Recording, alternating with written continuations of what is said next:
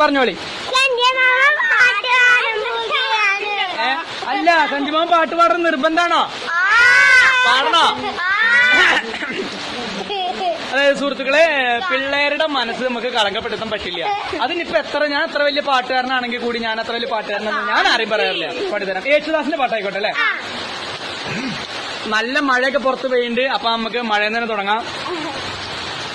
ഗംഗേ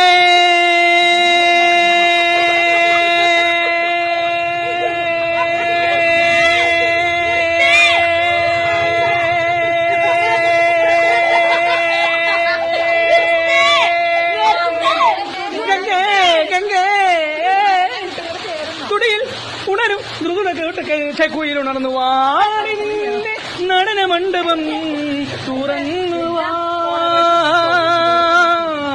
ആദ്യനാളമങ്ങില ഗംഗേ ഗംഗേ ഗംഗേ ഗംഗേ. മതിയോ? അപ്പൊ കൈയടിക്ക്. ഒന്നേരം മക്കളെ, മഴ വന്നപ്പോ മഴ ഉണ്ടാക്കി കയറുന്നതിലും പേരക്ക് മഴ അനിയായിരുന്നു. ഒരു നോക്കിയോക്ക്, ഇതാ ഒറ്റത്ത് മഞ്ഞൊടുക്കിടുന്ന മഞ്ഞക്കിളി ഇതവിടെ കണ്ട. അവളിന്റെ പാട്ട് കേട്ട് അങ്ങോട്ട് ലയിച്ചു. ഇവിടെ നോക്കിയത് പൊന്നെ, ഇവിടെ നോക്കിയേ കണ്ടാ.